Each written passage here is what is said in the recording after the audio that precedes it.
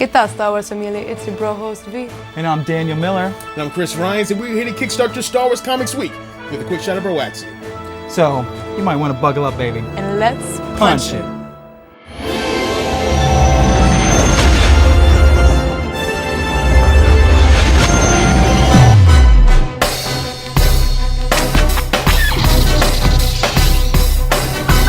Coming in, point 3. This is it. On shelves today, Star Wars issue number 69.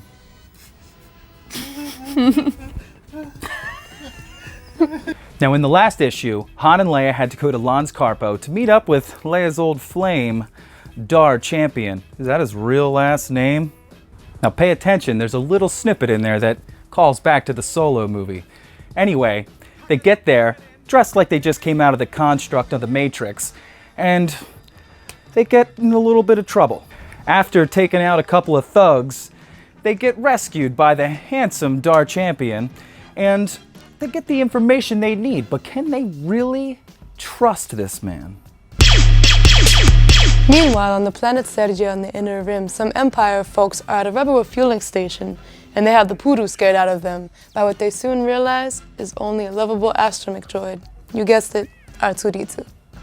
He's carrying a message from Luke, threatening and promising to take care of them. Meanwhile, Luke is just searching and waiting for about 6 hours. He finally decides to use the Force to find those of whom he's trying to deter. It's kind of like phoning a friend. In the meantime, he does find a small cantina in the desert where he just so happens to save a young gambler. She thanks Luke and saves him in turn by helping him get away in her ship. She seems a little too interested in Luke though for what he's trying to accomplish that day, but then she says something that leaves Luke confused and questioning his use of the Force.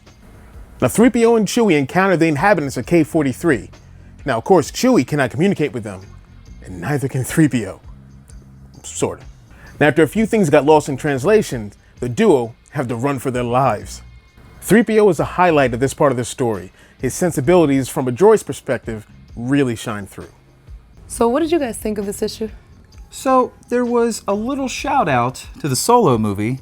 You guys are gonna love it. I loved it, thought it was pretty cute. And that's about it for me. For me, anytime there's a new costume for any of our main characters, yeah, I have to have Black Series figures of it. I just have to. At least 2. You know, one to keep in the package, and one to put like on my shelf. You know, a nice thing to set up. It's beautiful. Yeah, I've got a problem. You don't have any more room. You have no more room. I'll make room. Okay. V, how about you? Me? I'm curious to see where this person is going with talking to Luke, because I was stressed out at first. I'm like, this is no time to be cryptic. He's got other shit to do. We'll see. Yeah, she seems like a troublemaker. He keeps running into him. But it's a great issue, all in all, and we can't wait to see what Greg Pak does with this arc.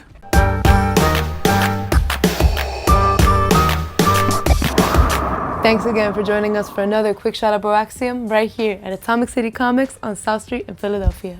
Also, Shootin' the Poodoo Episode 2 is out now on Spotify and iTunes and Podbean, and it's going to be coming to you bi-weekly.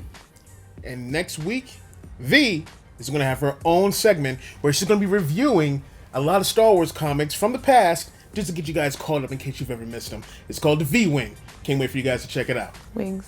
May the Force be with you. Always. Ooh, you alright there?